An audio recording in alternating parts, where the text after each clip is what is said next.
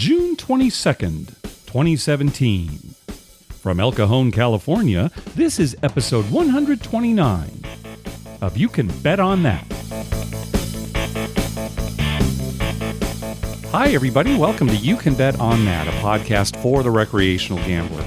My name is Mark Duvall, and sitting across from me is Dr. Mike. Hello. First off, thanks to all the well wishes that we've gotten from everyone. My foot is a lot better. Yeah, that's good. It still hurts, almost a month later, but I'm out of the boot, and it does seem to be getting better. How are you feeling, Dr. Mike? I'm the same, unfortunately. Yeah. I'm still waiting. I had an MRI this week, and I'm waiting for the surgeon. So. Okay. All right. So your back's still bugging you quite a bit. Shoulder kind of back area. Still, yeah. All right. Well, it hasn't stopped us from going to the casino. No, at of course all. not. We're not crazy. Yeah. It's not like we've lost our minds or anything. Well, I hope you feel better. Let's make this the last we talk about our medical ailments, at least on this episode. Until I actually have to have surgery and then we miss an episode. Well, maybe I'll bring all the equipment to the hospital room so we can still record. I'll just put the mic right in your face. So since our last episode, one of the big stories is that the Floyd Mayweather Conor McGregor fight is now on. Yeah. There's been a lot of speculation about this, and it's going to be on August 26th. Now, when it was first announced, I didn't actually see what the odds were on it, but of course, Mayweather is a heavy favorite. Sure. Because it's a boxing match, right. And McGregor's a UFC fighter, and Mayweather's actually a boxer. Right. So, yeah, it's kind of like a guy it's a handyman versus like a professional contractor. Okay, right? all right. Yeah, that might be a good analogy. They can both do that particular thing, but one is an expert at it. The other guy, he does a lot of different stuff. Yeah, it's funny. I'm not that interested in it, to be honest. Yeah, well, who knows? Well, it's going to be a huge fight. They're going to make tons of money, and tons of people are going to pay for it. It's a spectacle. It's a spectacle. It's a spectacle. And this kind of goes into what we're going to talk about next. I did not see the initial opening odds on this fight, and in fact, I think there were actually odds posted before it was officially announced because it was rumored that it might be happening. Right. And supposedly the initial line was Mayweather minus 2250. That's 2,250, right? And McGregor plus 950. All right. So when it was announced, the next morning, I was getting ready for work and I had Sports Center on in the back. Okay. It's funny because one of the guys was saying, oh gosh, it's like Michael Phelps versus Usain Bolt. Right. And I'm thinking, well, it's not quite that bad, right? Yeah, it's not quite that bad, but it's a weird mix. Yeah. Well, anyway, that morning, so it was the morning after they announced it, on Sports Center, they actually said that Mayweather was minus 1,100 and McGregor was plus 700. And a bell went off in my mind thinking, hey, wait a second. When you've got odds that are that sort of lopsided, there might be an opportunity there. Kind of like what happened, we talked about on an episode quite a while ago, kind of what happened when the Chargers went to the Super Bowl. Correct. They were big underdogs and the 49ers were heavy favorites. So I'm looking at this line, minus 1,100 plus 700. And I immediately got onto Twitter and I said, hey, this might be an advantage play. Not something we could do because we don't have access to bet on boxing. You'd have to go bet it then. Yeah. And we could get on some kind of online thing or find a bookie or anything, but we certainly didn't have anything in line. But I went on Twitter and I said, hey, this might be an opportunity. Put some money on McGregor at plus 700. Sure. And then just wait for the line to drop. Right. And once Mayweather gets below minus 700. Yeah, then Mayweather. You can bet on Mayweather, and then if you make the totals of your bet correct, you are guaranteed to win. Right. No matter who wins. Right. You're guaranteed to win on your bet. Now it's the kind of thing where you would probably have to put up quite a bit of money to win just a little. But I'm thinking the opportunity's there because think about it, Mike. You said this was a spectacle. Yeah. So a spectacle always brings out a lot of amateur bettors. Exactly. Right? People who don't normally bet on stuff. Right. So you're looking at this fight and thinking, oh boy, yeah, Mayweather's going to win. But you're a casual bettor and you're thinking, wait, what? I've got to bet $110 to win $10? Right. I'm risking $110 to, well, I'm not going to bet that. I'm just going to bet McGregor. Right, and hope he wins. Yeah, I could bet $100 and then I'd win $700. Right. And if he loses, I'm just going to lose my 100. It's worth the risk. It's worth the risk. So that's what, regardless of what you think is the outcome is going to be in this fight, that's what a lot of these casual bettors are thinking. So, of course, all the money is going on McGregor. Right. And sure enough, that day, some people were saying that they saw some online odds that already had Mayweather under minus 700. And in fact, when I was looking today, I found at least one place that had Mayweather at minus 550. And McGregor, it's 375. Okay. So it's kind of too late to take advantage of this advantage play. Right. But I'm sure there are people who did. Oh, I'm sure there are who saw that and knew exactly what was going on. Especially, and if we lived in Vegas, we would have bet that day. Oh, yeah. We would have the day they announced it. Or, exactly. And put as much, again, you got to put out a lot of money, and it still has to happen. There was no guarantee when the fight was first announced that this situation would happen. Right. But sure enough, it has. So anybody who bet big on McGregor when the line first came out can now bet on Mayweather and be guaranteed to win. Mayweather. Yeah. You gonna watch the fight? I don't know. Probably. But I mean, you're certainly not going to pay for it, are you? No, I'm not going to pay for it. Okay. No way. Yeah. Stuff like this just does not interest me. It'd be like, Michael Jordan playing baseball. Okay. That's kind of a good example. He was a great basketball player. Yeah. But I'm not going to go to a baseball game just to see Michael Jordan play baseball. When he went to play. He wasn't a good baseball player. No. I mean, he was a big name and everything. And this is, if it's a boxing match, then of course Mayweather's going to win. Yeah, that's and if it was an MMA fight where they could get down on the ground, then I'd put all my money on McGregor. Yeah, sure. Because he'd get Mayweather down on the ground and pummel him. So because it's just boxing, I don't think it's going to be that interesting. Yeah. I just can't see it being a professional boxer as good as Mayweather. He's just going to tag this guy like crazy. Yeah. All right. We'll see. I mean, I certainly don't have an opinion one way or the other because I don't follow either sport, but you're basically echoing most people's opinion. Yeah. And I think McGregor can take a punch too. Sure. So it might go the whole distance. Maybe that's what some people are saying is maybe you bet on it going the whole distance. Yeah. Because he can take a punch. There's no doubt about it. Yeah. So he may just be a punching bag for Mayweather for whatever, 12 rounds or whatever it is. Yeah. Hey, thanks to everyone who's been clicking through our Amazon link. Remember, when you're going to buy something through Amazon, please go to our page first, youcanbetonthat.com, and click through our Amazon link kind of towards the top of the page. All right, we've got a ton of voicemails. Yeah, we didn't get to many last time. We didn't get to any. We didn't take any calls last time, That's right? Not many, I let you go Zero home. is not many. That's right. Remember, call our voicemail hotline at 951-292-4377. That's 9512-WAGERS. 9512-WAGERS. And maybe we'll play your clip on the show. First up is our buddy Taylor. Hi, Mark and Dr. Mike. This is Taylor from New Mexico. So I saw you guys about 3 hours ago at Bally's, and we came back to Green Valley Ranch, and I wanted to get some last-minute gambling done. So I played craps, and there was one guy who was playing Don't Pass, and I lost that guy so much money. So I was rolling. I didn't notice him doing whatever he was doing. And then I made a point at 4, and he counted his money, threw down, and the boxman says, "How much is this?" $1,200. Says, "Send it," without counting it. He says, "Just send it." So sent it. So he has $1,200 odds on the Don't Pass, and I'm just rolling it without saying anything, and I made a point. So he lost that.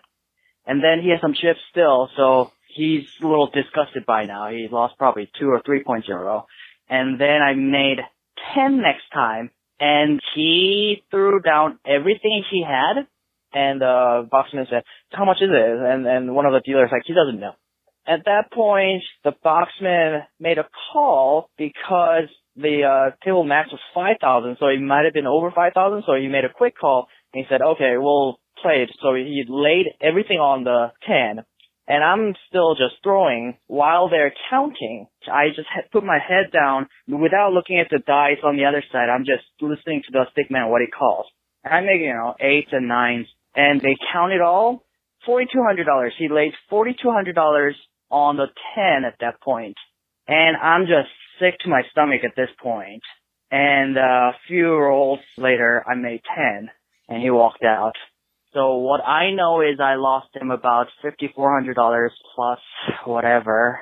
But yeah, I made about $60 on it. So hey, it's all good.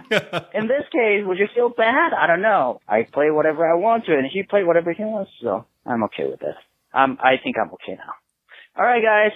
I'll talk to you later. Thank you for your podcast. Bye. Yeah, never feel bad that when you're rolling and you lose money, a don't player loses money. Right. Because, first of all, the rolls are random. Right. But even maybe more importantly, he knows what you're trying to do. He can see that you're on the pass line. Right, exactly. So he knows what you want, and he has chosen to bet on the don't. So that was his choice. It's just like people who always say, "Oh, I feel bad. I 7'd out right away." Well, everybody does, right? Right. So you can't. It's just the game. Yeah, exactly. Right. And hopefully, that amount of money he lost didn't affect him that much. Yeah, if he's putting that much money out there and he's a don't player, you figure he's spent a little time at the craps table. Right. And he probably has that money to lose. Yeah. I mean, he wasn't happy losing, obviously. No, of course not. But he probably just went somewhere else and, played. No, never feel bad. No. Never, and you make a good point, right? Never feel bad for however you rolled, because despite what some people might think, really it's random and you don't have control over it. Right, so. Exactly. All right, next up, Jason. Gentlemen, how you doing? This is Jason from Orange County, California. Long-time fan, listening to the show for a long time, first time calling in. I wanted to touch on a topic you guys covered a couple months ago on shoot-to-win craps. I actually just got done in a session with Pachanga, and I was very surprised to see a shoot-to-win craps in California, since it is actually dice that are making the outcome. The Pachanga machine is $5 minimum and double odds, but you can do $1 on the hard ways, but also $1 minimum on the field, which I found surprising. I played at a couple of these machines over the last year or so, and I noticed you can pretty much set the machine up however you want. Played at the Luxor, it was a $2 minimum with 3-time odds. Red Rock in Vegas had a $1 minimum with double odds. So all over the place you see these machines set up with different settings. So it's interesting to see different properties and how they have them set up. But again, I was surprised to see it in California, where cards have got to make the outcome. Went to the craps table with Changa, made a couple $100. One question I had for you was, at the Pachanga, they have 5 times odds across the board. So every number that you put a pass line bet on, you can do a 5 times odds wager. So if you bet a nickel and it comes 5 or 9, they'll actually let you put $30 odds, which is actually 6 times odds. So I was wondering what the advantage is there, percentage-wise, how much advantage is there to actually putting the 30 odds versus, $20 odds, like 5-4-3 normal setup. On my way to the Harrah's right now, where I know you guys like to play. One thing I like about them is they have chairs. You can sit down the whole time, and they actually have a triple pay on the field for the 12. So some advantages there. Going to go there and get a buffet and see how it goes. Enjoy, gentlemen. Here's the thing when you talk about odds. Like, okay, higher odds. So what's the increase in advantage, or the decrease in the house edge? Here's the thing, though. You can't really talk about numbers like that because it gets confusing. Right. If you've got, say, $5 on the pass line and the point's 5 and you can back it up with 4 times odds, so you have $20 out there. Okay, well, the house edge on your total $25 is less than 1%, right? Because, it's the combination. But really, the $5 on the pass line is still a 1.41% house advantage when you make the bet. Not once a point's been established. That changes. Right. But it's 1.41% when you make the bet and you haven't seen an outcome. And the odds, there's no house advantage. No, because it's true odds. Right. So, okay, you have $20 out there. Now, let's say instead you can have 6 times odds, and now you can take $30 out there. Right. All right, well, the house edge on your total $35 now is less. Right. But you've got more out there. It's $35. Right. So, how much of an advantage? There really isn't. The house edge may go down, but you're putting more out there.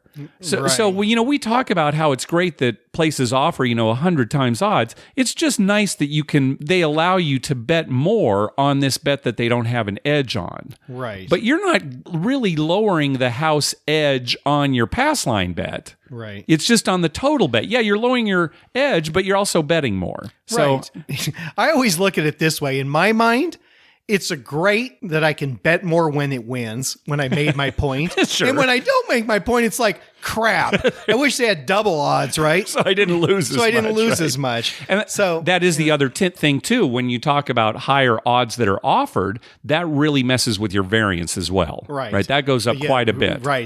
That's the big crux. And that the variance. Right, because that affects your bankroll. Right. So yeah. It's better 6 times versus 4 times. Right. But better, on paper, that doesn't mean that you're going to win more in the long run because there is no edge on those odds. Because it's true odds. odds. Yeah, it's going to be the same in the long run. Right. The funny thing is, it's true. It's like you said, it's variance. So if you've got a lot of cash, if your bankroll is pretty big, you love those higher odds, right? Yeah. But if your bankroll's not as big, the higher odds doesn't mean anything to you because your variance would be so poor, you'd get wiped out a lot quicker, right? And we've talked about that. The Cromwell 100 times odds. Right. That can actually work for you. Eventually, maybe you'll get up to that point. I'm never going to, be putting that much out for odds. There's no way. Yeah, so really, it doesn't matter. You would to me. if you had a super hot roll. Yeah, it'd have to be super hot. And it'd have to be pressing. One thing. So Jason's at Harrah's. Why haven't we seen him? Yeah, what are all these people coming to Harrah's and we've never met them before? I don't know. Yeah, I think you need to. They must not come on weekends. Well, come on a Friday or Thursday or Saturday. Find out when we're going to be there. Yeah, check with us maybe up front. So he's talking about the shoot to win craps. It's like, well, how can they be legal in California? Well, whether they are or not, I'm thinking what the casino is thinking is, okay, the law is that table games must be card-based. Right, and this is not a table game, it's a machine It's a machine, right, exactly. That's why you also see roulette machines that use a real ball that goes around a roulette wheel. So, yeah. I was thinking about the shoot to win craps at Harrah's today at work. Yeah, they now have one at Harrah's. That's right. They have one at Harrah's. And I was thinking about that. I was thinking, we should probably go over there and play that. And then the more I thought about it, I thought, that'd be so stupid. Because here's the thing. Number one, for me, I don't want to feed a bunch of $100 bills in that machine. Okay, right. Yeah. Because if you're going to bet 120 on a 6 or something, and you're going to do 150 on an 8, and you got to put a bunch of 100. I mean, I'd have to load that baby up with a lot of hundreds, right? That's true. First off, it's just easier to do with chips on a table. Yes. Plus, even though I have a line of credit, I can't use it at that machine because there's no pit boss there. That's right. So, it just doesn't make sense for me to go play there. We should probably play it once, or one of us just do it just for journalistic reasons, just to see, some of the specifics about it, because we've heard about, you buying numbers and kind of the strange payouts, and I want to see what all the minimums are. So maybe we'll have to do that use one some time. Free play on it. Yeah, that's another thing is, let's use some free play and see how that works on it. Yeah, that's right. Yeah. All right, next call. Hey guys, this is Jimmy from Chicago calling again. This time I'm calling for a trip report from my brother. I told him about the $10 sports betting trick at Excalibur, which I've called in previously and told you guys about. And he's like me, mostly sports bettor. He was out there this time, and they were actually pretty much handing them out. He would do a $5 sports bet. Sir, would you like a drink ticket? Sure. He placed $250 in a sports bets ticket, and the guy asked him, are you going to be drinking here for a while? He said, yeah. So they handed him 7 tickets for $250. I thought that was amazing. He went across the street to MGM and was placing some sports bets there, and I think he said he bet about $70, and he asked for a ticket, and they told him no, they couldn't give him one, he had to bet $100. And I'm wondering, if they're both the same MGM property, I'm just wondering why is it so loose at different areas. And one thing he did notice, just the average recreational gambler who will bet a sports future bet, I'm a Packers fan from Chicago, give me my craps, whatever. They're 5-1 at Excalibur. Okay, so he went to the Westgate to see if he could put my bet in from either 10-1. It's just a huge disparity in the future bet for MLB, for all sports all around. Now the average lines, they're pretty close to what they are at the sports books and other places, because I'm pretty sure they could get hammered pretty hard, if they put up a bad line there. So, so I was just calling to let you guys know how that trip went for him, and thanks guys, love the show. Bye. Yeah, Jimmy makes a good point about... So if you just wanted to bet on the Cubs-Padres game today, the line you find is pretty much going to be the same anywhere. Almost the same everywhere. But futures bets, it definitely pays to shop around. Well, we're just talking about this fight, right? McGregor, Mayweather. Right. You want to shop, if you wanted to bet on one of them right now, you should shop around because you're going to find some very different totals. Yeah, it's crazy how that works. And the point he made about two properties owned by the same company having totally different policies as far as, and stuff. It drives us crazy. I know you really don't like it because some of the rules are different between games. Some of the rules are actually different. On the table games, it's not just policy like, giving a drink ticket. Yeah. They actually change the rules. Yeah. You go from one place to the next and the rules are different. The payouts are different. Like, it's the same company. Yeah, I know it's the same company, but there's no guy at Caesars who's in charge of, all the table games at all the casinos. Right. They leave that to the individual casinos to kind of develop policy with probably some recommendations regulations and some overall rules. But no, I know what you mean. It does. It's frustrating. You think they'd be somewhat similar, right? Yeah, but that is good news about Excalibur being pretty generous with the drink tickets. Well, so, I've always said, we've said this before, I like Excalibur. When's the last time we were there? It's been a long time. I don't like its location. Okay, yeah, because we seem to never be down that way. That's true. If Excalibur had the same layout, same rules, same benefits, everything, and it was mid-strip, we'd be there all the time. Yeah. I like playing It's been a while, but we still hear good things about $5 minimums on the craps tables and good dealers. And maybe some of that is, and maybe the drink tickets too. Maybe it's because where they're located, right? Maybe, maybe they're trying to get people down to that end. Maybe, but then again, MGM's kitty corner from it, right? Yeah, it's not that far away. All right, let's hear from Ryan. Hey, Mark and Dr. Mike. This is Ryan from Ontario, California again. Hey, just had a couple questions for you. When you're on the craps table, how superstitious are you? I mean, if you roll the dice off the table or something, do you have to get the same dice? Or if the dealer is handing you the dice for your roll and he accidentally tips it over to 7, do you make sure he has to take it back, kind of shuffle it, and then give it back to you? Just wondering how you guys are with that. Also, with the don't pass, how do you guys feel about people who play don't pass shooting? Because I know a lot of people who play don't pass don't like to shoot. Just wondering your take on that. My last question was, what happened to keno in restaurants and buffets in Vegas? I mean, that used to be such a big thing. I kind of noticed that doesn't happen anymore, so I wonder if you guys knew anything about that. Anyways, I'd love to play craps with you guys sometime. What I'm going to do, if I ever meet up with you guys, hopefully at one of these events in Vegas, or I might even cruise down to Harrah's, Southern California, because I'm over by San Manuel Indian Casino. I'm about 2 hours away, not too bad, but I really want to play with you guys. What I'm going to do is I'm going to put $25 for each of you when we play together on hard 6. If it hits, I already know, Dr. Mike, you're going to parlay it. That's good. Mark, you can take it. You can, let it ride. You could parlay it, whatever you want. But that money's, you can either use that for your show or, gamble it. Hell, I don't care. It's for you guys. I just hope we can play sometime and have some drinks, have a good time. All right, guys. Thanks a lot.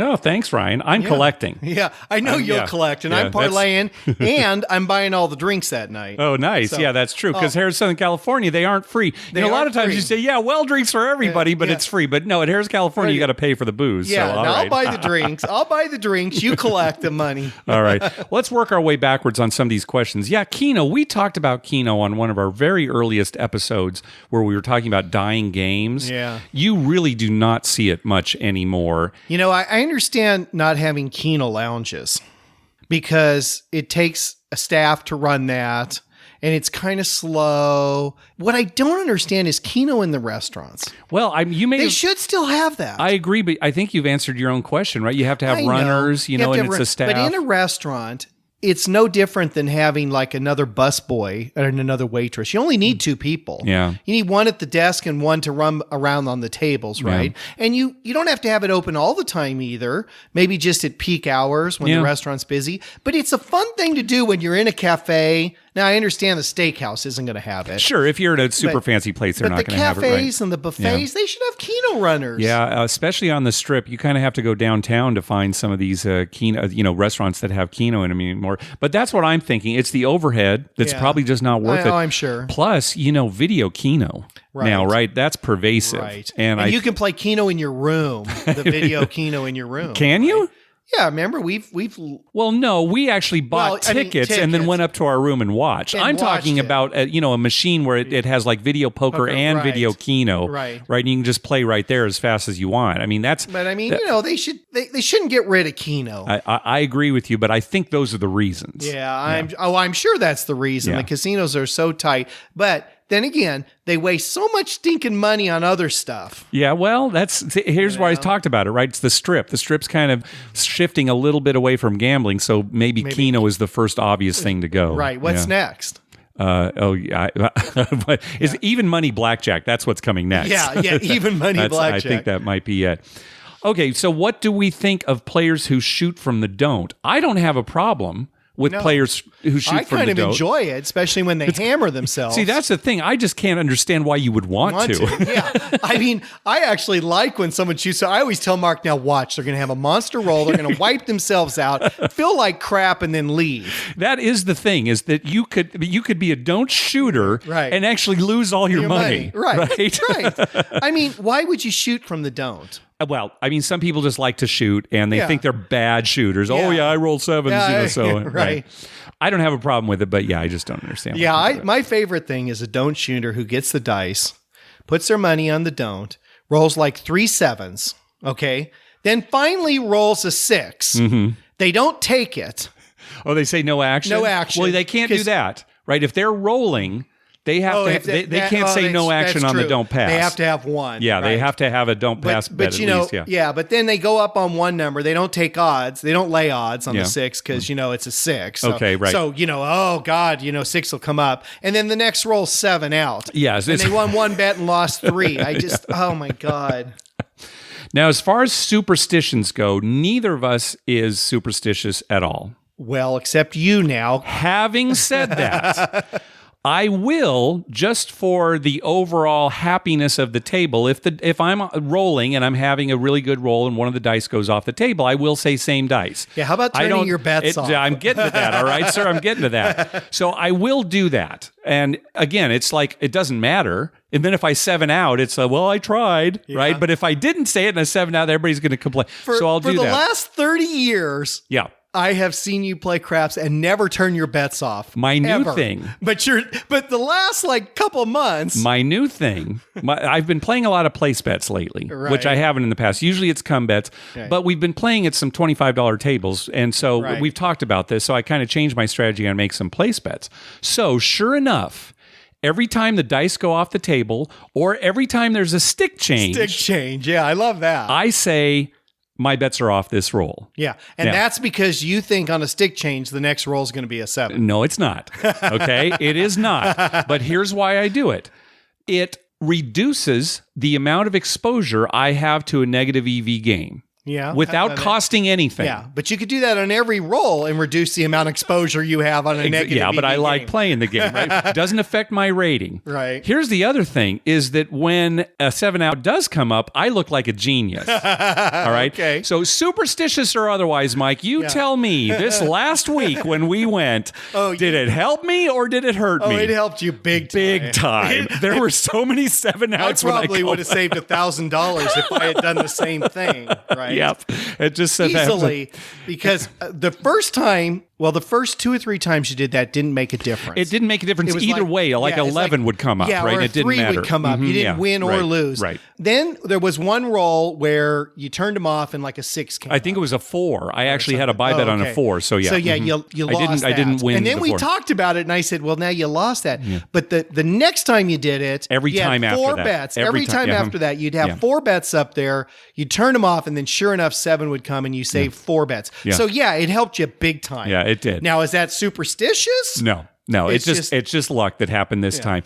But you even mentioned this too. The thing is, when you call the bets off and the next roll is one of the numbers you had, well, you only missed out on a small wager. Right. Whereas if it had been a 7, you save a ton. Right. I mean, I should probably do it too. Seriously, just because. So I didn't collect $150 that time. Yeah. But when it does work. I save like 500, right? Yeah. So, and then the people around the table who are superstitious are thinking, oh, yeah, he knows what he's doing. He knows what he's doing. I'm going to do what that guy does. That's right. All right. Next call. Hey, guys. This is Josh from Chicago. I was just calling in to ask you a question. I'm a novice craps player. I'm from Alabama originally. We don't have any gambling in Alabama, so I'm new to a lot of it. I've gambled on roulette a couple times in New Orleans, and I get the gist of craps. I've finally learned a little bit. And what I've been doing is playing the field and playing the high-lows, just the basic novice bets. Now, this last time I played at the Horseshoe in Hammond, Indiana, and I was playing by one of the dealers, and he was telling me that I'm betting on pretty much one of the worst bets in the house other than some of the prop bets. And I asked him why, and he told me that a better bet would be the pass line, don't pass line, some calm bets. And I get the gist of it, I feel a little more confident with the field bet just because I understand it a little bit better. So my question is, when you guys started playing, how did you get more comfortable with playing the pass line or placing your bets on numbers? Really, like, how did you get more comfortable with just playing the field? Love the show. Can't wait to hear from a response. Thanks so much. The field bet is a very easy bet to understand. Right. And I think that's why novice players are attracted to it. I mean, it's you win or you lose, right? Yeah, on the next roll. Right. And when we're explaining the game to new players, I do explain the field as one of the first things, not because I think it's a good bet, but just because it's very simple. And Right. you kind of work your way up to the more complicated bets. But it is a bad bet. As far as house edge, it's more than a 2% house edge, and if it's only double on the 2 or 12, it's over 5% house edge. Right. So you are much better making pass line bets and come the bets. dealer was not steering you in the wrong direction. No, he was correct. Yeah. Now, as far as getting used to it, you just got to play. You just got, and maybe take it easy. Right. Maybe, just $5 here. Maybe don't take odds the first few times just to get a sense of it. Yeah. But it's, just play some. And if you're still unsure, ask a dealer or, tell him, hey, look, I'm just new to the game. Right. Let them know up front. And, they will help you out. Hopefully, you'll get a dealer like that who knows what he's talking I think about. we both had pretty similar experiences when we first started gambling. We read a book. Mm-hmm, right. We both read books. Mm-hmm. And it's still confusing. I mean, I'm reading a book about craps as we're driving to Vegas. Yeah, sure. And I'm thinking, now, how does this work? There's so much. There's Sure. so much. I was still pretty confused. So when we get there, I'm still not very comfortable, but we made bets, and I think over time you figure it out. Yeah, sure. Right. That's it. It's not that complicated. That's the thing. It seems very complicated. It seems complicated because there's so many bets, but the Right. basics of the game, basically Right. the pass line, Right. the ultimate basic to the game, When is we pretty used to- straightforward. When we used to teach people, we would always say they're games within games. Mm-hmm, right. So there's a basic game going on where, you put your $5 on the pass line and your 0.6, 6 comes up, you win, 7, you lose. Only thing that matters to that bet is that. Yep. Now there's all these other bets going on, but they're just games within this game. Right. So if you understand that basic game, that's all you really need to know. Get the basic game down. Yeah, that's all you really and then need go to from know. there. And then from there you can make other bets. Yep. All right, a follow-up call from Jason. Hey, fellas, this is Jason from Orange County again, calling you to recap my trip report to Harrah's, Southern California. I noticed that as soon as I walked in, that they now have a shoot-to-win craps game there as well. I didn't investigate it thoroughly, but I noticed a $5 minimum.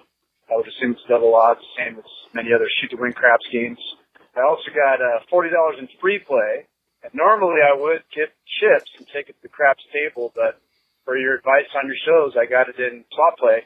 So I took it over to the double-double bonus poker game, and I actually had another $10 free play on my card. So I turned $50 in free play into $47.50 in real cash. So that was a good little free play session, and just had a question about that.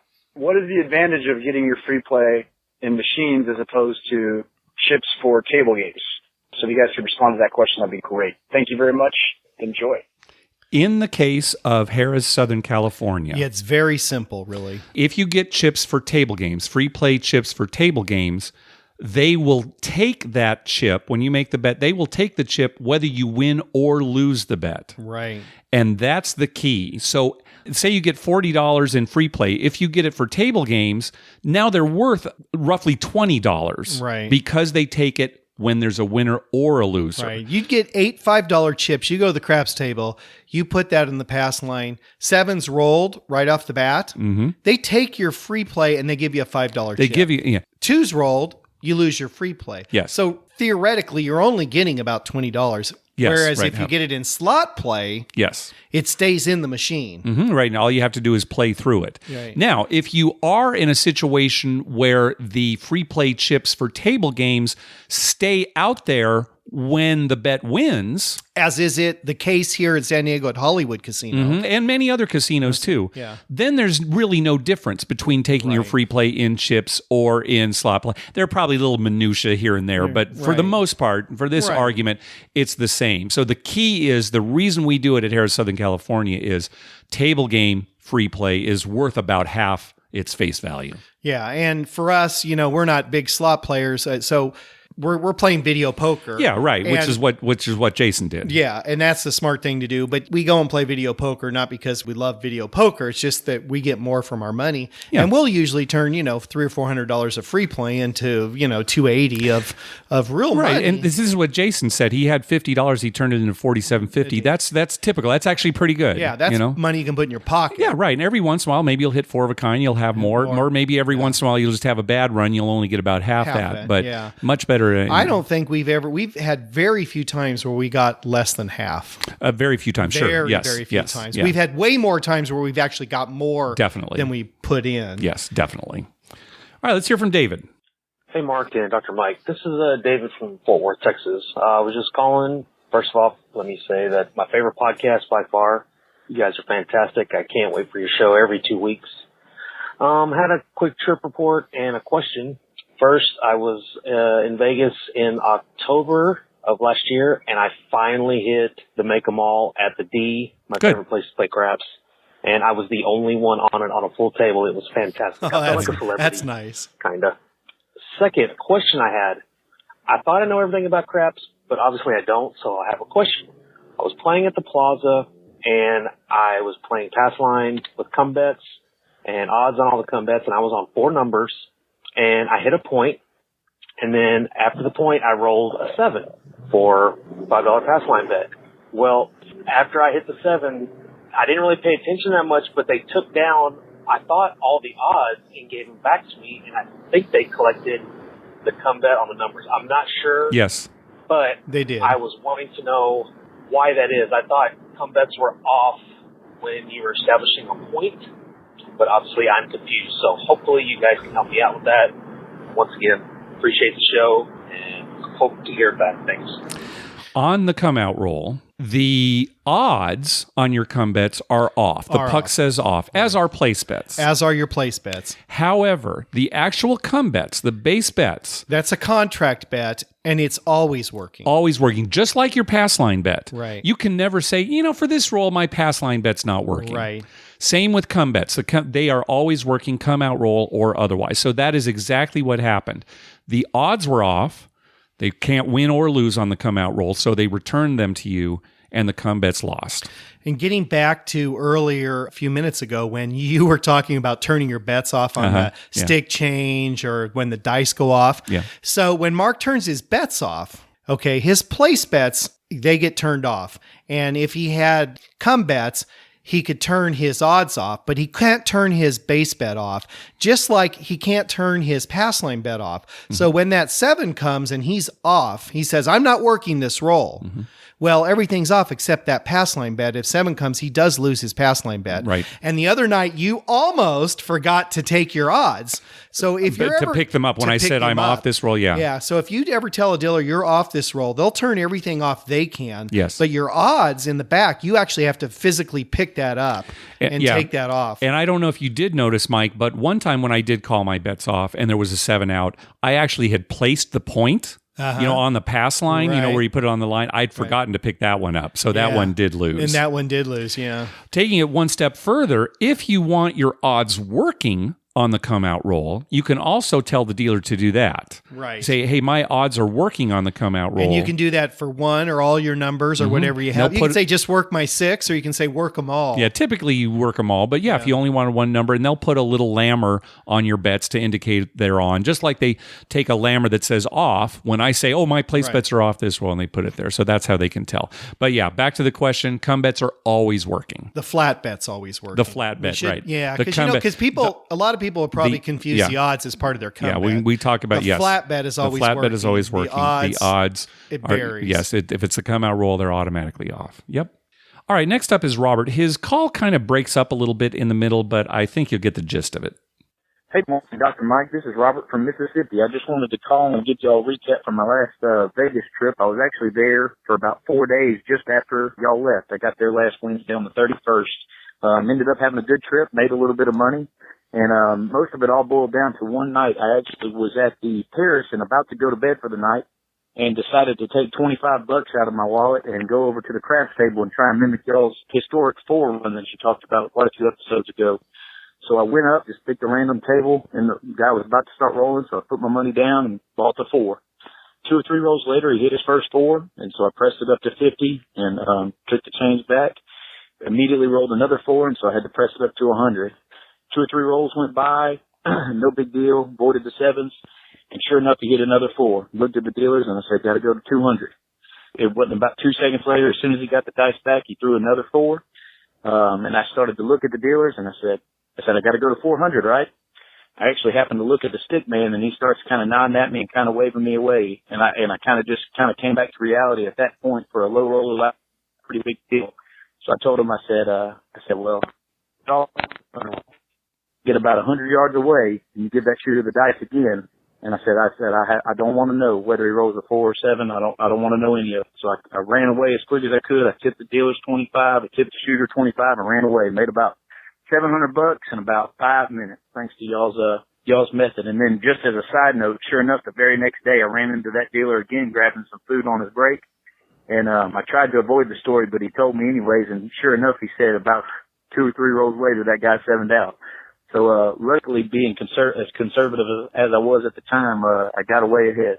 So thanks again for all y'all's great stories. And it helped me make a good little pile of money, in about a 5-minute span. So thanks again. Talk to y'all soon. Bye. I'm glad he won. I can't say that pressing the 4 or the 10 is ever the right thing to do. Right. But he played. God, it's so great when it works out. It is, though. It's so fun. It's so fun when it and works out. What was it, 2 weeks ago out at RingCon? We both had the 4. Well, it was on our Vegas trip. On our Vegas trip, we had it up to 400. We had it up to 400. Earlier the night before, I had mine up to 1,600. Right. You weren't on it, but then the next day when I had that big roll, we were both up 400 on and I that. thought, God, that's going to hit. Yeah. As soon as it hit, I was going to go to 8, and then from 8, I was just going to go right to the max. Oh, you really? Oh, well, we didn't quite get there. We didn't quite get it. But I'm glad it worked out for Robert. He timed it perfectly, so that's good to hear. It's so funny because it's timing. Right? Oh, well, that's sure. It's so ridiculous because he could have went up there, put 25. The guy rolls a 6, then a 7. Yeah, You're sure. like, right. You get, no, well, I lost $25. Instead, he Right. turned 25 into 700 something. bucks. Yep. Why can't work be that easy? What? Why can't work be that easy? What? Where you? Our jobs, our normal lives. Why can't we just go in and, here's your 700, go home? Oh, I see what you're saying. Yeah. Oh, okay. Well, it's not all that easy at the craps table either, No. right? So, all right. A follow-up call from Ryan. Hey, Mark and Dr. Mike, this is Ryan from Ontario, California. Just wanted to give you a trip update. Just got back from Vegas. I played mostly at the Aliente Casino out there in northern Las Vegas. I made a bunch of baseball bets, so I won a 9-team parlay, which got me $1,900. I took that over, took about 500 to the craps table, was playing that. I did all right, not much to show for it, but had about $15 left, and I was like, well, I'm not going to play this. So I walked away, and 3-card poker table was sitting open, so I sat down and played $15. The lady said, just one hand? And I was like, yeah, just one. And she gave me one hand, and I got 3 6s right off the bat for 280-something bucks. So I played one hand, I got up, put that in my pocket for another day. That's sweet. Total on the trip, I was still up about $1,600. I was on my way home back to California, and I had to stop at State Line. Of course. Played on their mini craps table over there at Buffalo Bills, and this older gentleman kept rolling and rolling. If the fire bet was there, he would have hit the 6-point fire bet and just rolled forever. Ended up being at State Line for another 6 hours, and I made another, $3,000-$4,000. That sounds like me and my dad. My hard ways. I can hear Dr. Mike in the back of my head saying, parlay it, parlay it. And I kept doing it, and he kept hitting them. And I actually, at one point, said, there's actually a doctor that tells me I need to parlay these. And everyone kind of looked at me crazy. And the guy, 2 shooters to the left, says, is that Dr. Mike? Oh, my I kind of God. looked at him funny. He's like, you can bet on that? He's all, I know exactly who you're talking about. So we talked about the podcast for a while, and he's a listener, hasn't met up with you guys or anything, but we're both looking forward to it. So I talked to him. He actually lived about 15 minutes from me, and we're thinking about making a trip down to Harris. So hopefully we can get together with you guys. You guys are awesome. Thanks a lot, guys. You're you're a big time internet celebrity. Yeah, right. Nice. Isn't that funny? Two guys meeting at a table. That's great. That's great. A Dr. Mike. Everybody knows you. Well, who else would tell you to parlay your hard Nobody. base? Nobody would. Oh, that's great. All right, next call from Brian. Hey guys, haven't called in a long time, but this is Brian from Southern California. You made a comment in your last podcast about players betting red and black on blackjack or both sides of the game on baccarat. And there is a case where you might want to do this. I've done it myself, in fact.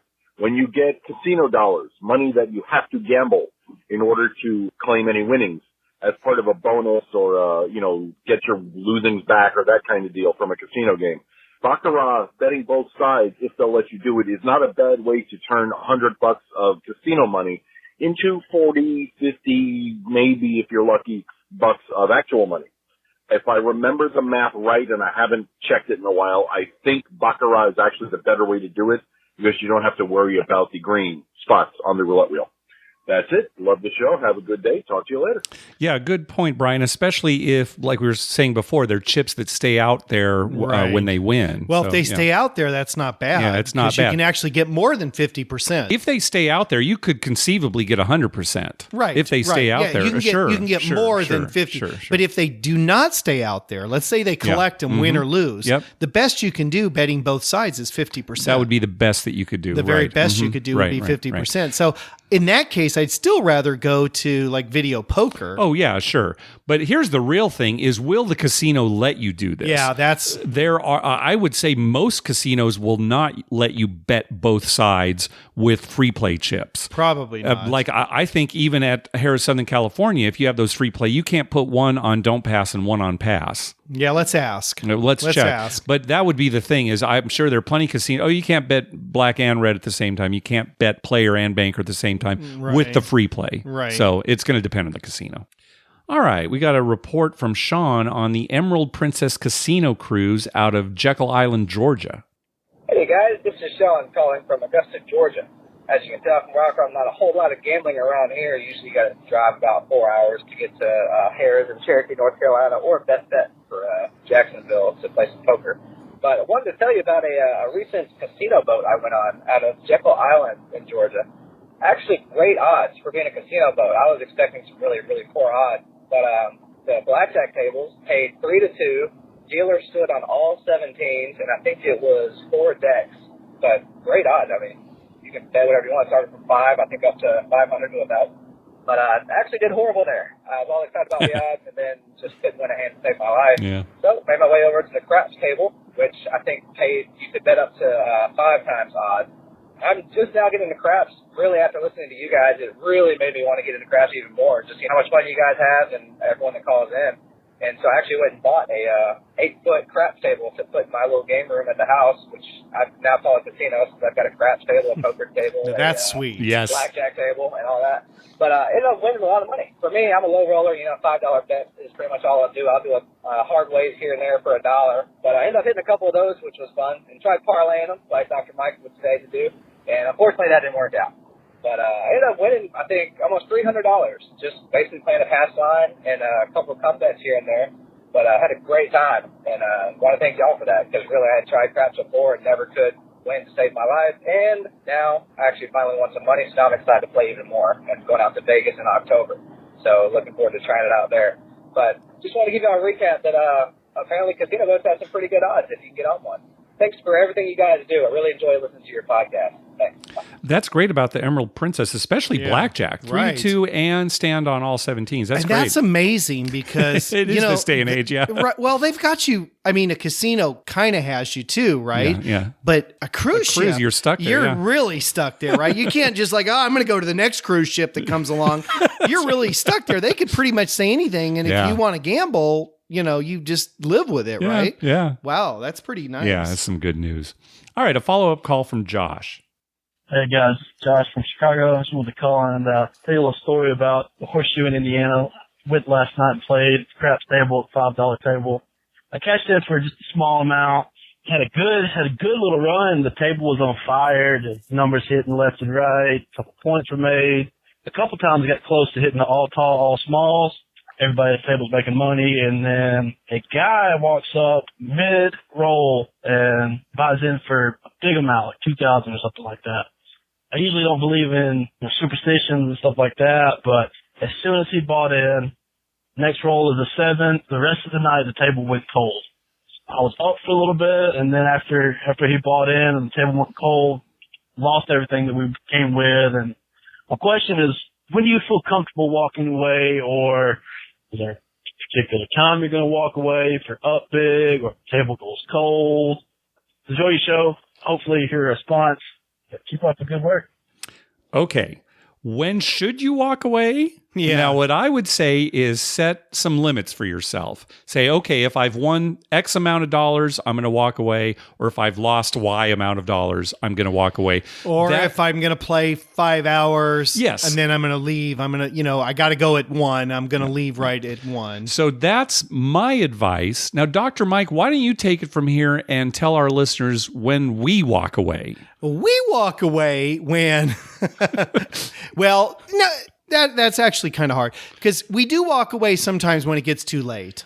It's okay, like, sure. We're down and we'd love to stay longer and try and recoup, but it's too late. We got to go. So it's like 2:33 in the morning. We're at Harris. Yeah, we got to head home. Go. Yeah. I got a patient at 8 in the morning, right? Right. No, but we do have time limits, time constraints is our probably nowadays. That's our biggest certainly thing. For just our trips to the local casino. Casino. Now, when we're in Vegas, it's either we're so damn tired we got to go to bed, right? Yeah. We're injured, so we got to go to bed, or we're busted and we got to go to bed. Otherwise, we keep playing. Okay, that's going to bed. But let's say it's 12 noon and we're at a table. Really, we just leave if we've lost. If it's just going bad. Lost. We leave when we're not having fun. Yeah. Right. Yes. Sometimes we're winning and we're not having fun. Sure. If it's a bad crew, that could absolutely be the case. And we could be ahead. We do leave, and we go to another table. Yes. It's not like we stop gambling. We just go to another table. And that's kind of what I'm getting at is when we're in Vegas, we really don't stop because that's just what we do. That's our time in Vegas. Yeah. That is what we do. So, we leave and go to another table. Yeah. Yeah. And sometimes even losing all of our money doesn't really make us stop. That's right. We just go get more money. Spoken like the host of a recreational gambling podcast. Yeah, there you go. All right. Let's hear from Kelly. Hey, Mark and Dr. Mike. This is Kelly from Utah, first-time caller. And a couple of things. We are getting ready to go to Vegas tonight. This morning our water heater went out, but it's taken care of, and luckily it did not mess up our travel plans. Second of all, I am catching up on old episodes, and I really enjoyed Dr. Mike's Mesquite trip report because we love going over to Mesquite every few weeks, and we almost always have a great time there. There's some really good people working over at the Eureka, and I'm glad Dr. Mike had a good time and that they treated them well. And finally, because I am binge listening to old episodes, I think I hear things just a few hours apart that occurred months apart in reality. So I notice things that you otherwise might not. And one of the funniest things I've noticed is that Mark cannot simply say the word milieu in a sentence. He has to go milieu and drag it out. And I'm only pointing it out because it's hilarious. I don't want him to stop doing it because it makes me laugh every time. I really enjoyed the podcast. I appreciate you guys doing it. I hope I get to meet you in Vegas someday because we do go periodically. If you don't mind having a new person in your milieu, like I said, I look forward to meeting you guys and love the podcast. Thank you. See, sometimes the word milieu is just the perfect word to describe something. Yeah. But I can't pretend that a $10 word like milieu is part of my everyday vocabulary. So I'm self-conscious about it. So I have to go milieu. Well, of course I don't actually say that in everyday conversation. So last night, it's funny she brings this up. All right. Because last night my daughter says to, we're watching TV, and my oldest daughter says to my wife and I and our youngest daughter, what's your favorite word to say? Okay. What is your favorite word to say? So what would you say your favorite word to say is? Well, I guess it's milieu. I think it is. What's your favorite word to say? Oh, I bet it's Mohegan. Yeah, I like Mohegan. Right? I do love Mohegan. Mohegan. Balderdash. Oh, yeah, sure. That's a great word. Balderdash. Yeah. Now, that's a good word. Sure, yeah. Balderdash. Yeah, that's right. I mean, it just sounds like highfalutin. Yeah, exactly. And I told my daughter too, serendipity. Yeah. is a word I serendipitous. always kind of liked. It's a happy word. Yeah, it's how, You know, we should use that more. Okay. You know, every time we run into somebody, like say Victor just shows up at Harris, we'll say, "Oh, how serendipitous!" Yeah, nice. Or something like that. Yeah, that's a good word. So my daughter's favorite word, is cummerbund. Cummerbund. Yeah. For cummerbund. And I said, do you even know what a cummerbund is? And she goes, yeah, that's that thing you wear in your suit over the middle. I don't know what it does, but I love saying cummerbund. We laughed all night about that. Nice. Now, Grace's favorite word is a word she made up, mangelady. Mangelady? Mangelady. Okay. It's a person who you can't really tell if it's a man or a woman. Kind of like Pat from SNL, From SNL. She calls people like that mangelady. Mangelady. All right, nice.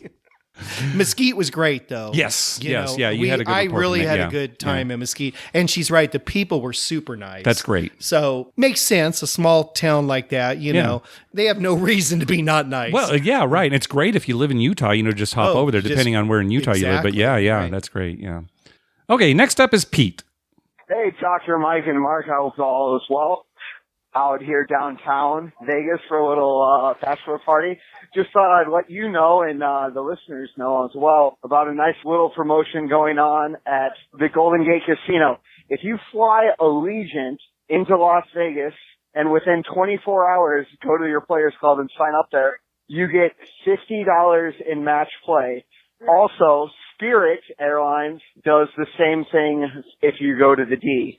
So, for those value shoppers airline-wise, it's a pretty good deal. I am currently sitting at the bar at Main Street Station, and right next to me I see 9-6 Jacks or Better. It's right there. Staff's pretty friendly. They also have their own brewery here, so they have their own craft beers. And just again, giving some tricks and tips to maybe the gambler on a budget. So, hey, thanks. Love the show. Hope all is well.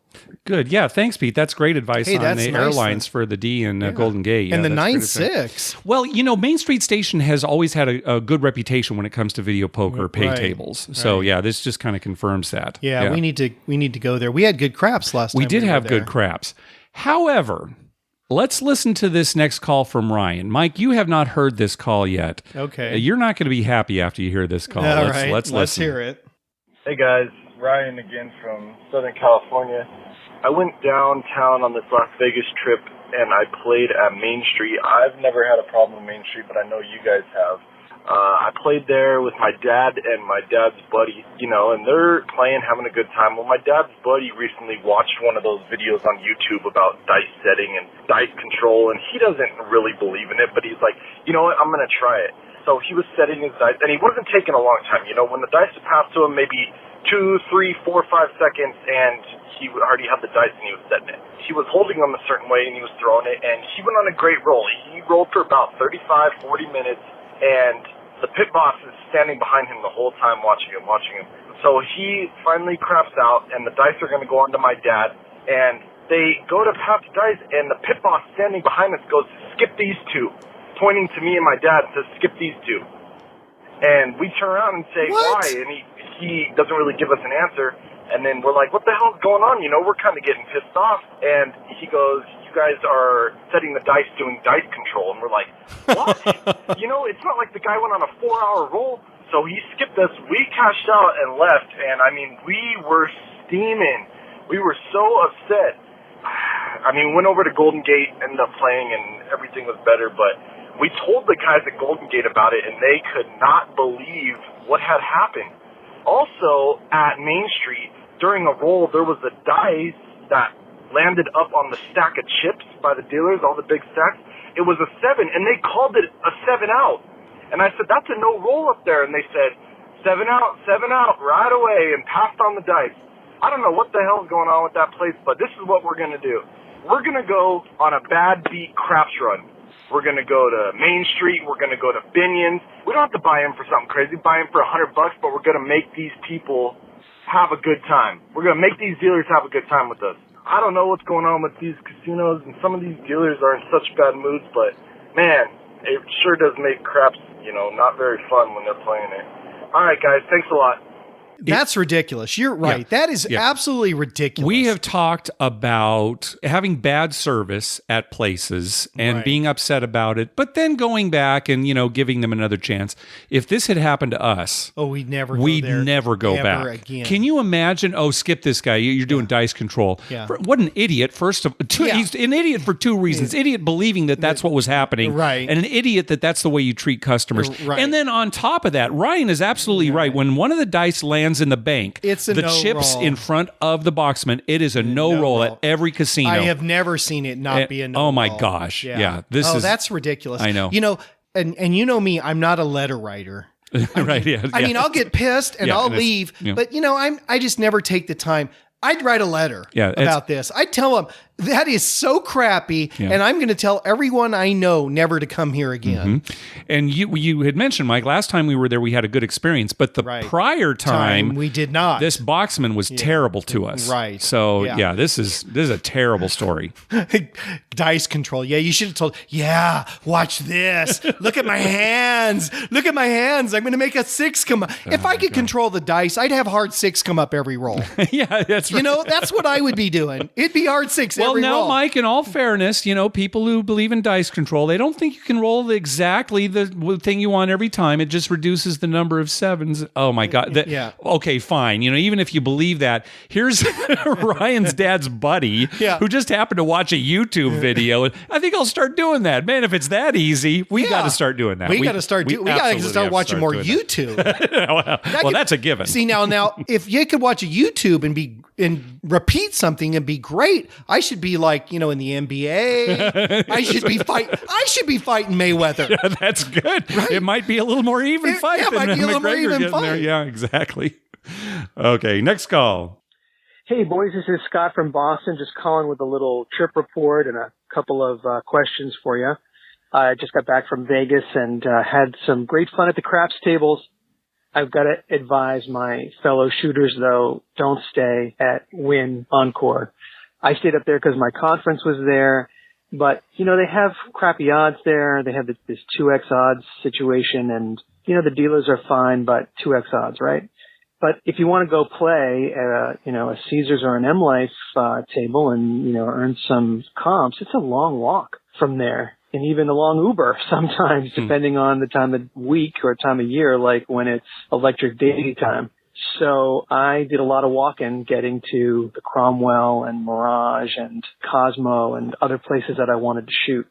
I had a question about that 2x odds. Maybe you guys know, because if you bet over 25, it was different. So it was just 2x for 25 and under. But for a $30 come bet or pass line bet, you could put double on the 4 and 10, so 60 odds on a $30 bet, 80 on the 5 and 9, and 100 on 6 and 8. And I was explaining this to a dealer at the Mirage, and he's like, oh yeah, that's what they call true 2x odds. That's how they used to do 2x odds. It made no sense to me. How is that 2x? It's not 3, 4, 5. It's not anything. And I tried to get the Win guys to explain it to me, and they couldn't. So I'm wondering if you guys have any idea what this weird scheme is. It's very similar to the full 5 times odds that we talked about kind of recently. And in fact, we got an email from listener Rick, who used to be a craps dealer. And he was saying that this kind of evolved over time to make payouts easier. It makes the payouts easier for the staff. Right. Now, why it's called true double odds is beyond me, because that, when you hear the word true, you'd think, okay, true double, right? Double, I've heard full double odds, which at least, you can interpret full. Yeah. So I think that's a better way to describe it. But it's going to depend on the casino. It's going to depend on the staff. We've talked about it before, and nobody's going to give you a reason like, okay, you're probably not going to get a good reason from people. And depending on the staff, the crew, the shift, Right. You know, you may be told different amounts. Yeah. Well, here at Hollywood Casino, right here in San Diego, they have full five times odds. Mm-hmm. And every time we've played there, which isn't that many times, but every time we've played there, there's been discrepancies on how much odds I can take. Yeah, that's right. And they always have Nobody's to go on the same check with page. somebody. Yeah. Nobody's on the same page. Eventually, somebody comes on, it's full 5 times odds, so he can bet up to blah, blah, blah. Yeah. But they always have to ask.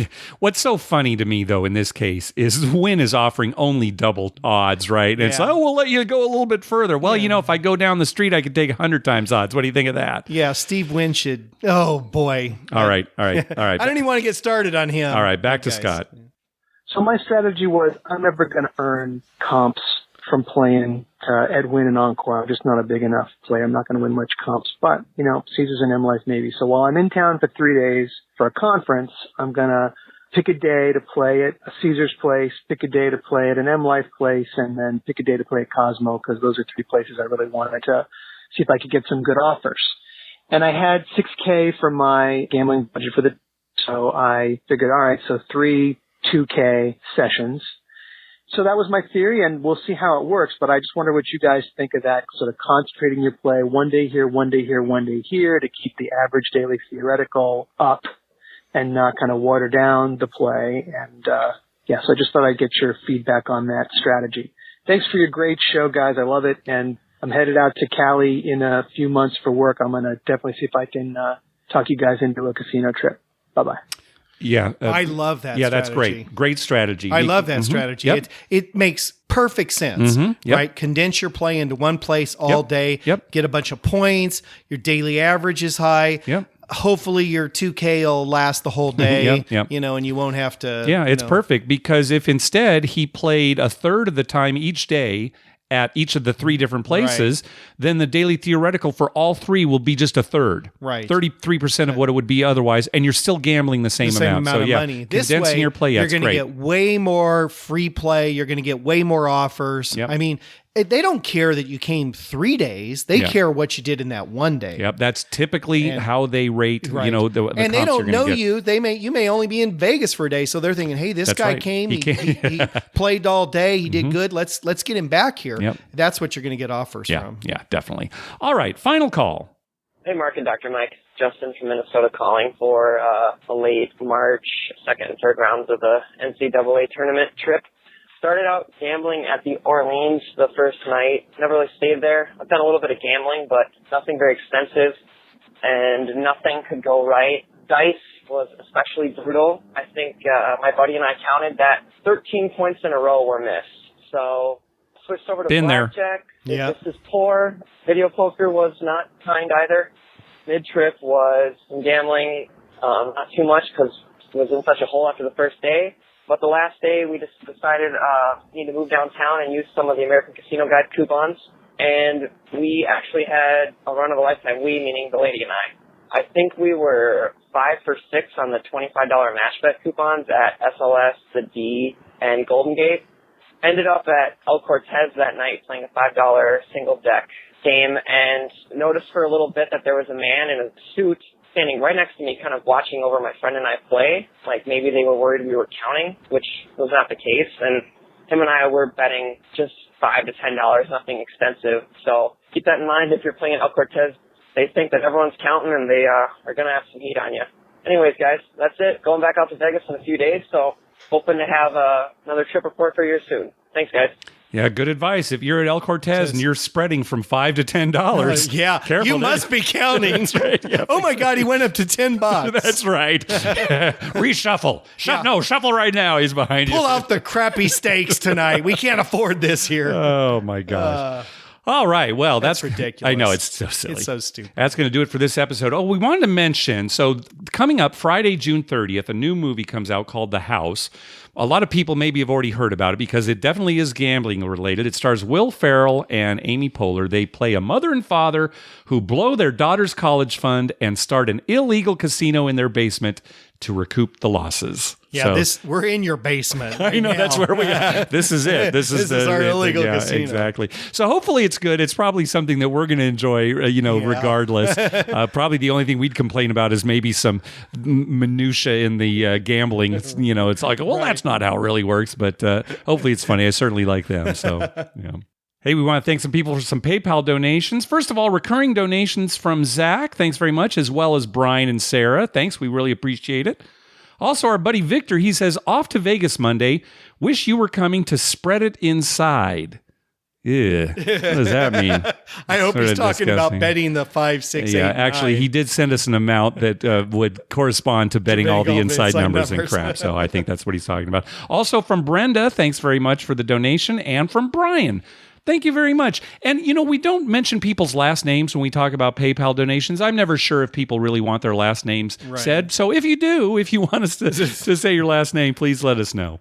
We appreciate everybody. Oh, absolutely. It's so regardless generous. of- Yeah, we really do. I mean, it's overly generous. Yes, I And agree. we've talked about this. Yeah, we have off mic. Yeah, Absolutely. it's just overly generous. A lot of weird things in this world, Mhm. but there are a lot of good people. Yeah, there really I are. mean, there really are. And when you see them like we see them and we play with them, and not just people who send in PayPal donations or Mhm. something, but people we play with at the casino and stuff, there are so many good people. Yeah. I'd like people to start focusing on that. Okay. Yeah. Two things. Focus on all the good people in the world. Okay. Focus on hard 6 and hard 8. All right. You've heard it, You Dr. do Mike. that, and Right? your life is going to be pretty damn good. Doctor's orders. Be sure to check out our TV listings showing all the gambling related shows coming up within the next 2 weeks. We update those listings every Wednesday using a customized program. To search through all the raw American TV data, just go to youcanbetonthat.com/TV-listings. We'd love to hear from you. Call our voicemail hotline at 951-292-4377. That's 951-2-WAGERS. Or you can email us at youcanbetonThat@gmail.com. Also, follow us on Twitter at youcanbetonThat. We tweet when we're heading to a casino, and we'd love to meet up with you. Like us on Facebook at facebook.com/youcanbetonThat. And finally, head on over to iTunes and write a review on us. When you do, supposedly, it helps us get new listeners. Dr. Mike. You know what I've been thinking about all week, Mark? What's that? Is one of our favorite dealers out at Harris Rincon Mhm. a few weeks ago, who she gambles. She shall remain nameless. Mhm. And she's a sweet, nicest person Yeah, you'd ever she's great. want to meet. Mhm. And she was saying that, she was going to make a bet, but she was so afraid Mhm. to make that bet. Yeah. And I was telling her, you know what? It's what we do. And she's like one of us. Don't be afraid. Just make the bet. Just make the bet. Just make the bet. Because the bottom line in all that is, even if she loses that bet, she's still a great human being. She's a great person. Yeah. She's a nice person. Sure, it might affect her life a little bit, but she'll get over it. She'll get through it. All right. I've been thinking about her all week. Yeah. We should have some t-shirts made up. Just make the bet. Just make the bet. Yeah. Maybe the We'll Nike get- swish we'll, in there. We'll wear just make the bet shirts, and Uh-huh. my dad will get a t-shirt that says "This casino's crap." Yeah, that's right. We'll have to have those made up. All right. Thanks for listening. Good night.